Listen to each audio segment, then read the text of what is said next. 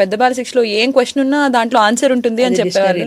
Dictionary లాగా. So పెద్ద బాల శిక్ష అంటే మీకేం గుర్తొస్తుంది? పెద్ద బాల శిక్ష అంటే చిన్నప్పుడు చదువుకున్నాము. అందులో ఆ అమ్మ దగ్గర నుంచి చివరి వరకు, అంటే ఇప్పుడు నువ్వు చెప్పిన నజబత్ జజరా కానీ, ముఖ్యంగా దిక్కులు నాకు చాలాసార్లు పెద్ద బాల శిక్ష గుర్తొచ్చేది. ఇప్పుడు మనకి తూర్పు, పడమర, ఉత్తరం, దక్షిణం ఈ 4 తెలుసు. అది కూడా ఇంగ్లీష్లో ఈస్ట్ వెస్ట్ అలాగనే అంటాం. కానీ ఈ దిక్కులకి మధ్యలో కొన్ని మూలలు ఉంటాయి. అది ఆగ్నేయము, ఈశాన్యము ఉంటాయి సవా. అవి నాకు ఇప్పటికీ కన్ఫ్యూజనే, అవి నాకు గుర్తుండవు. పెద్ద బాల శిక్షలో ఆ వివరాలు అన్నీ ఉంటాయి. తూర్పుకి దీనికి మధ్యలో ఉంటాయి, ఇది ఈశాన్యము, ఇది ఇలా ఆగ్నేయము అలా ఉంటాయి.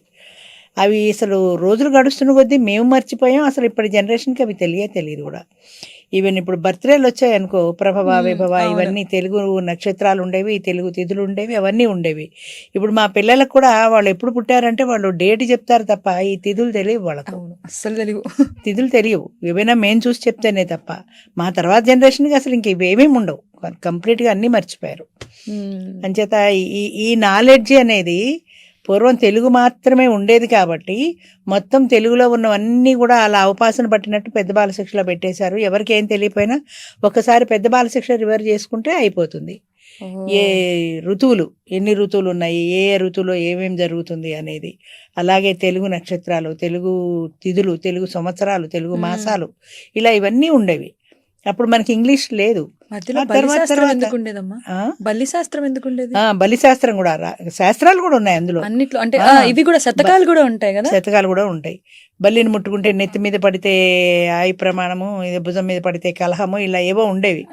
ఆ బల్లికి ఒక నమ్మకం కూడా ఉండేది. అది నెత్తి మీద పడింది అనుకో, గౌబా వెళ్ళి ఆ పెద్ద బాల శిక్షలో చూసుకుంటే అందులో ఏముందో తెలుస్తుంది.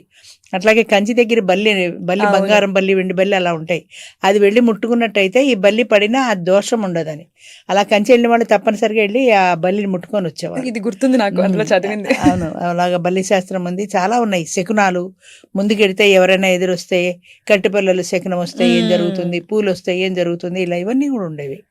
సో పెద్ద బాల శిక్ష అంటే అది ఆల్ ఇన్ వన్, అన్నీ అందులోనే ఉంటాయి. మనకి తెలియదంటూ ఏముండదు.